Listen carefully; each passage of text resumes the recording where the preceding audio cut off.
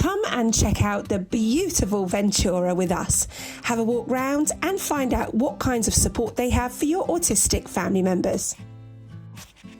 So if you're following us, you can't fail to notice that Josh and I have been on a little mini break, and we use this opportunity to create a lot of autism-friendly content so that if our followers, our family members, anyone who is going on the Ventura has an autistic family member, they not only feel like they're a bit more familiar with the boat, but they also have a little bit more background information on how they can get the correct support for their loved one.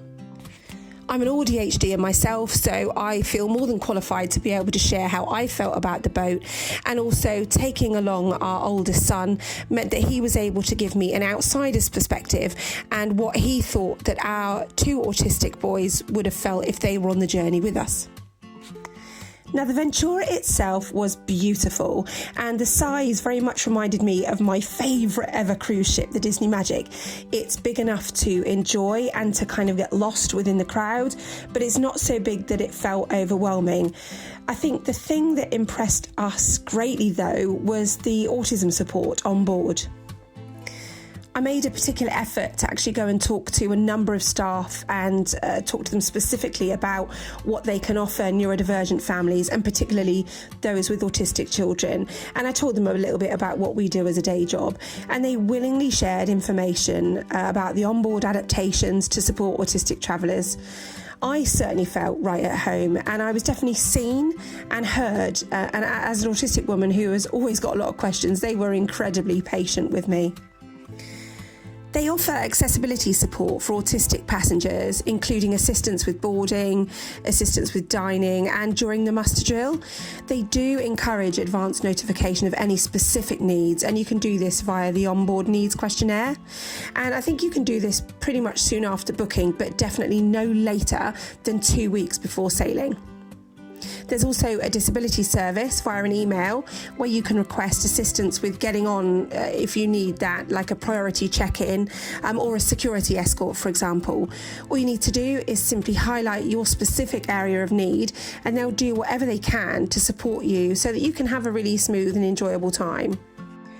It just made me think I wish mainstream schools had this same level of care, because I think there'd be a lot of children who had a much happier time in mainstream school if there was that level of inclusion. They also explain that there are accommodations that can be made within the dining portion of your cruise. So if you contact the MDR manager and if you do it early enough, you can ask for a specific table. So if you've been with them before and you've liked a table, it's familiar, you can ask for that again.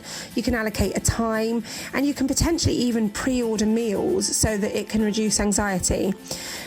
Lots of people have said that they've asked for a table sort of in a corner so it's quieter, or even facing a wall, so their children, their ADHD children, have less distractions and can just focus more on a nice meal.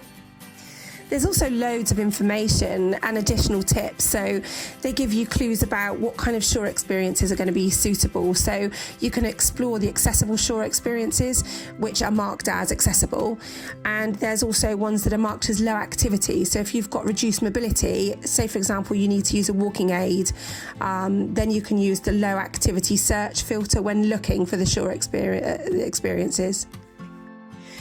Food allergy wise, if you have any specific food concerns, you can just contact the customer contact centre, and if you've booked through a travel agent, I suppose you just go through them, but you can let them know about any specific allergies or speciality dietary requirements for your food or intolerances. You could do this as soon as you book, but no later than 3 days before you leave to get on the boat. You can actually do this through the P&O website if you've booked through them.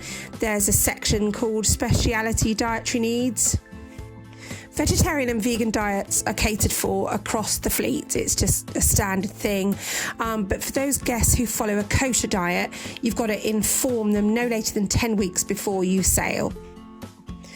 Something that we found exceptionally handy, again, as an ADHDer and I have anxiety, something that helps me regulate my own emotions and actually enjoy my time away, is to have a good plan in place. I always have a bag with me, and in that bag I've got a notepad and pen always, because I don't remember verbal information. I'm much better with a visual cue, and so planning is key for me. One of the great things about P&O is that every single day you get something called the Horizon magazine, and it's popped into your room daily, or it's popped onto your kind of shelf as you walk in the door. And this gives you all of the day's activities. It also gives you vouchers for spa treatments to discount and things like that. So this meant that Josh and I were able to sit down in the morning, I'm an early riser, no shocker there, and actually make a bit of a plan as to what we wanted to do. We were able to schedule our meals, schedule our shows, and we were able to do practical things like just iron our formal wear and stuff like that. For me, planning makes all the difference. So the Horizon magazine was a feature that I absolutely loved.